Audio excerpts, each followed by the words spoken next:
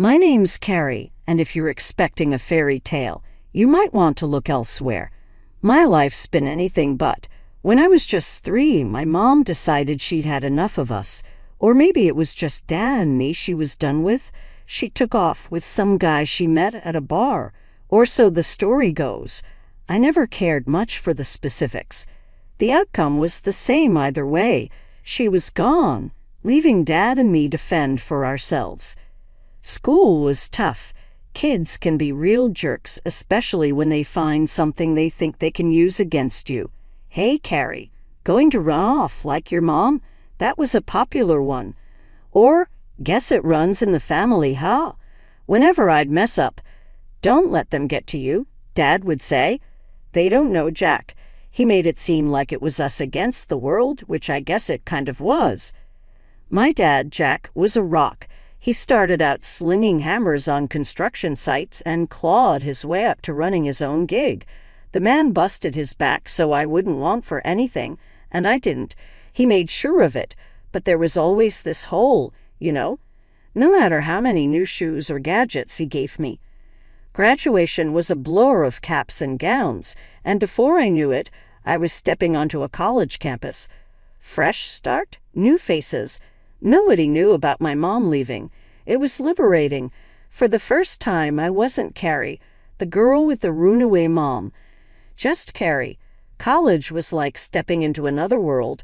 Nobody cared about my past. My mom's story might as well have been ancient history. It was all about the here and now. Classes, parties, late-night cram sessions. Started to feel like I could leave that old version of myself behind.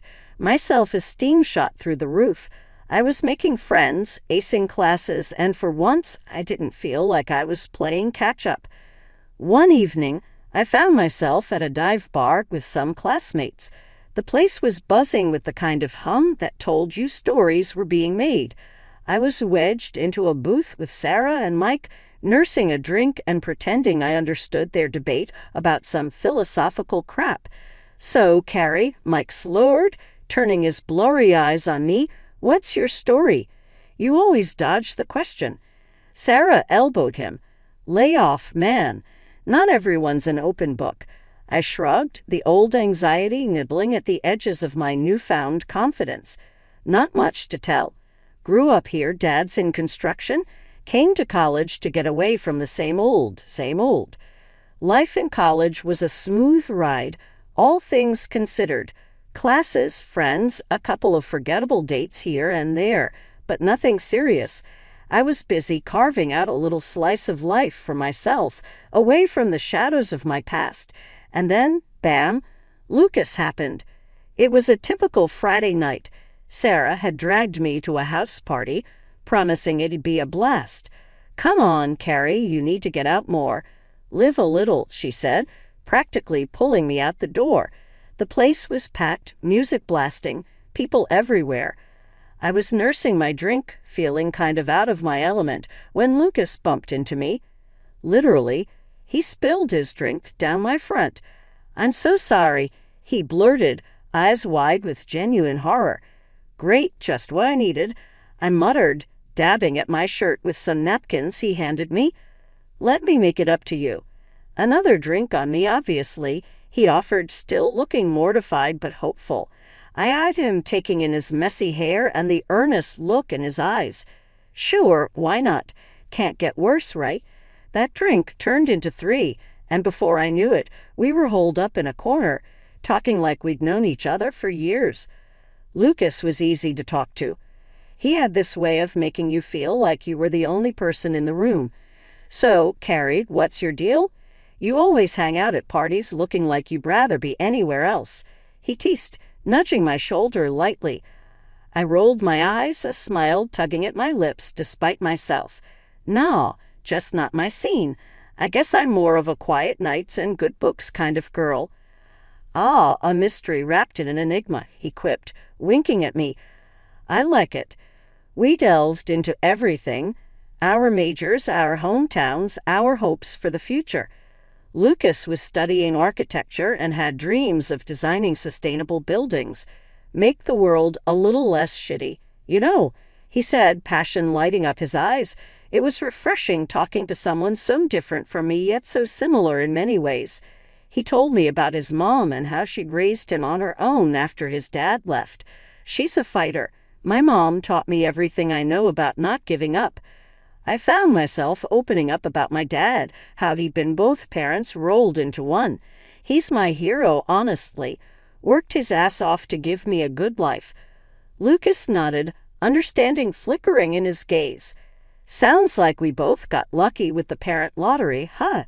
Yeah, I guess we did, I agreed, feeling a warmth in my chest that had nothing to do with the alcohol. As the night wound down, Lucas leaned in, his voice lowering. I don't know about you, but I'm really glad I spilled my drink on you. I laughed, the sound bubbling up from somewhere deep inside me. Me too, Lucas, me too. He walked me home that night, the streets quiet and the air crisp around us. When we reached my door, he hesitated, shuffling his feet. So, can I see you again? Maybe without the party and the spilled drinks? I bit my lip, considering.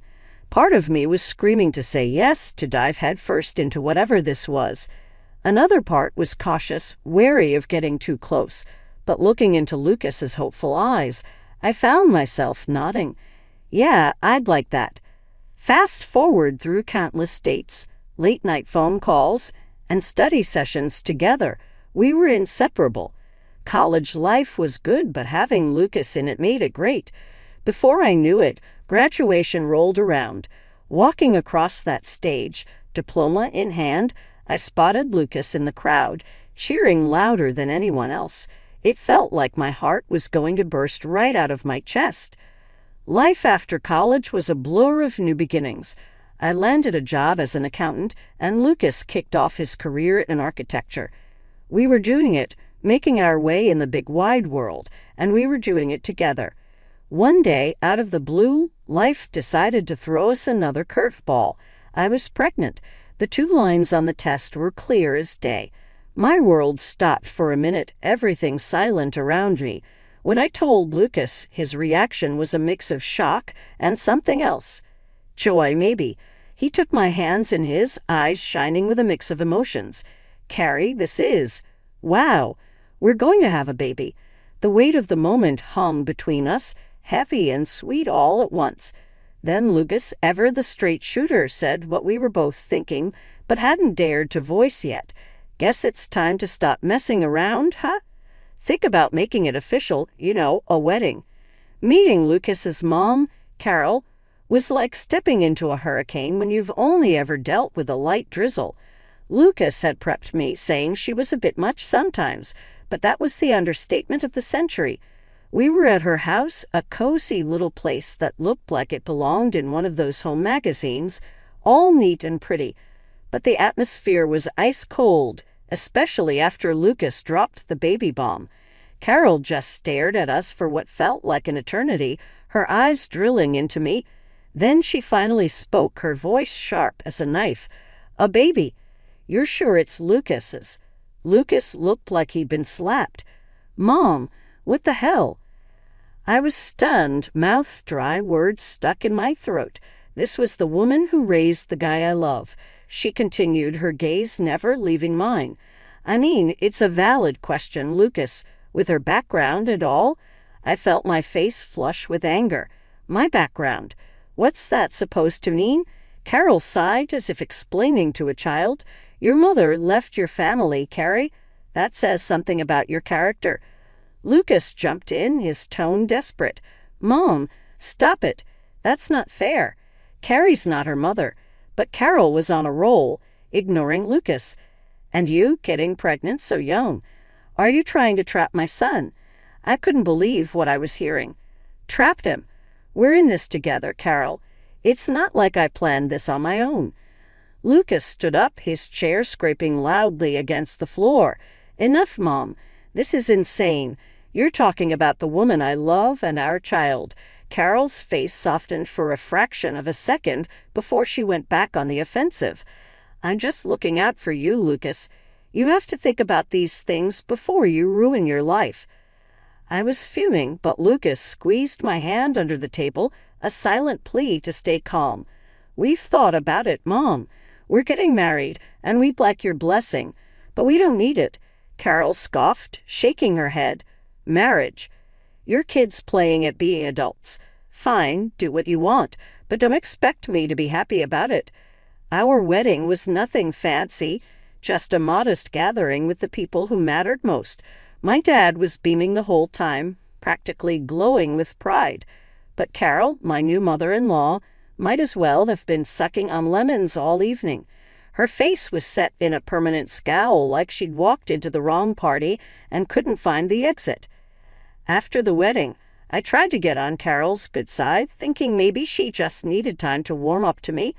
Lucas and I would go over to her place together, but each visit felt like walking into a lion's den. She had this way of talking, dropping little sarcastic comments and laughing them off, but they always landed like punches. Stuff about the baby, like, "Sure hope the kid gets Lucas's brains. We don't need another runaway in the family." I bit my tongue so much during those visits. It's a wonder I could still talk. But the worst part wasn't the snide remarks. It was how Lucas started acting. He and Carol were thick as thieves, always on the phone or hanging out, and bit by bit, he began to change. It was like he'd absorbed her suspicion and doubt, started looking at me like I was some stranger. One night he came at me with this gem. "Are you sure the baby's mine? You know, given your family history." I stared at him, my jaw on the floor. "Are you kidding me right now? You sound just like your mom." He shrugged, a pathetic attempt at looking innocent. "It's a valid question, isn't it?" I was livid. "No, Lucas, it's not. You know me, you know us. How can you even say that?" The distance between us grew with each day, each visit to Carol's, each whispered conversation he thought I didn't hear. I stopped going over to her house. I couldn't stand the toxicity. Lucas didn't seem to mind, just carried on with their little two-person fan club. One evening after another solo visit to Carol's, Lucas came home looking troubled. Before he could launch into another one of his interrogations, I cut him off. "Lucas, this has to stop. I'm tired of defending myself against accusations and insinuations, especially from you." He looked at me, really looked at me, for the first time in what felt like forever. "Carrie, I don't know what's gotten into me. It's just my mom. She gets in my head." I shook my head, disappointment weighing heavy on my heart. "Your mom isn't here, Lucas. It's just you and me, and if we're going to make this work, really work, you need to decide where your loyalties lie." For a brief, shining moment, it felt like I was living in a different world. Carol, my ever-critical mother-in-law, decided to jet off on some extended vacation, leaving us to our own devices for a whole 2 months. You wouldn't believe the change in Lucas. It was like the guy I fell for came back from the dead. We laughed more, talked more, and those nagging doubts and fights just melted away. Being pregnant felt a bit easier without Carol's constant commentary in the background. For a while there, I actually thought we'd turned a corner. Then Carol came back. It was like a switch flipped in Lucas again. The tension, the suspicion, it all came creeping back like mold in a forgotten corner. She must have been filling his head with all sorts of nonsense the second she got back. I held on to hope, though, hoping that once our daughter was born, things would change. I thought that seeing his child, our child, would snap Lucas out of whatever spell his mom had cast over him. Boy, was I wrong. From the moment our daughter Lily entered the world, Carol was on us like a hawk. She'd swoop into our home uninvited under the guise of helping, but her help was more like a barrage of criticism. "You're holding her all wrong." She'd snap, watching me like I was about to drop Lily on her head. "Her bath is too cold. Are you trying to freeze her?" She'd stick a finger in the bath water like some kind of twisted Goldilocks. And the feeding. According to Carol, I might as well have been trying to poison Lily with the way I was going about it. Nothing I did was right. I couldn't even change a diaper without Carol lamenting how I was setting Lily up for a lifetime of discomfort. Her favorite jab, It's clear your mother never taught you anything. Look at this place. It's a mess, and you're just lazy." Each word was a knife, and I felt myself bleeding out bit by bit. Lucas, for his part, was no help.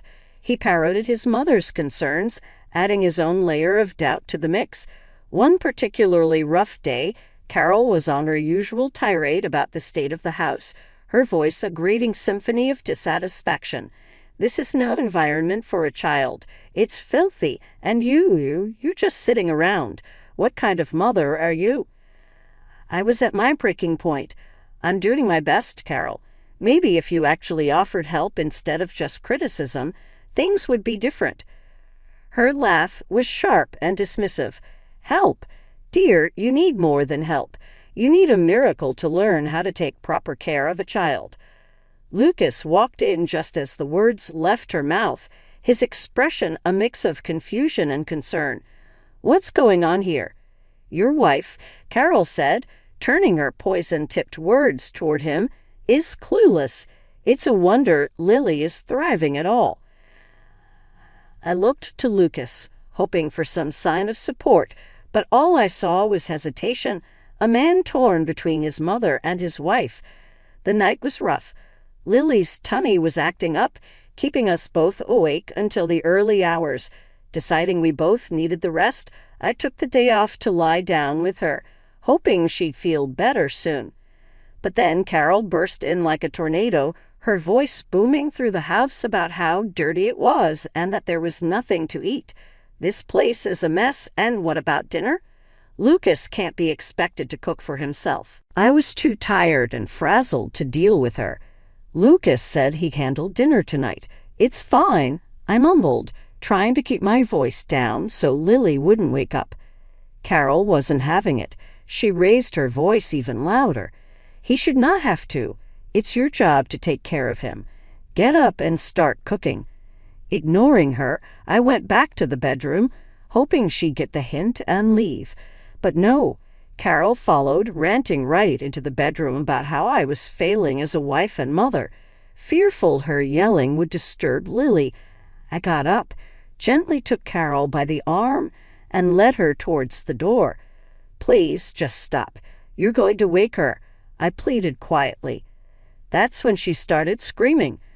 "Are you kicking me out? How dare you lay your hands on me?"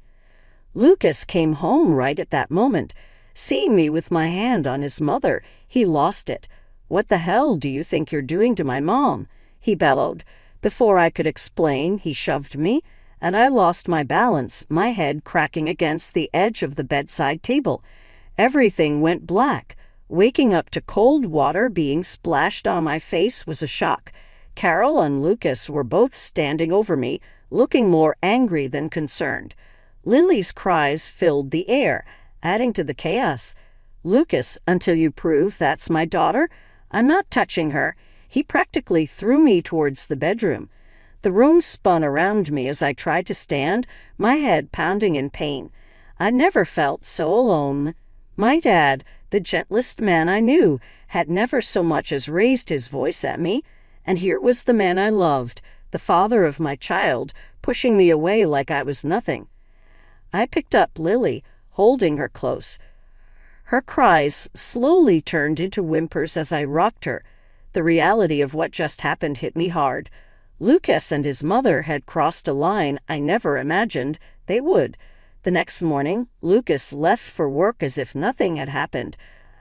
I quickly packed my suitcase and called a taxi. The moment I stepped into Dad's house with Lily cradled against my chest, the weight of the world seemed to crash down on me. "Dad, I didn't know where else to go," I whispered, my voice breaking, feeling the tears I'd held back start to edge their way forward. He didn't say much, just took us in and held me tight. Lily squished between us. "You're safe here," he murmured, his voice a steady rock in the chaos. "Tell me everything." Explaining it all to Dad was like reliving a nightmare I couldn't wake up from. His face grew darker with each word, his anger palpable. "We're going to the police," he decided, his tone leaving no room for argument. "And then we're putting an end to this." The police station was intimidating, cold and impersonal. The officer behind the desk looked up as we approached. "Can I help you?" I took a deep breath, Dad's hand on my shoulder grounding me. "I need to report domestic violence." The officer's demeanor changed immediately, his voice softer. "Of course, ma'am. Please come with me. We'll talk somewhere private."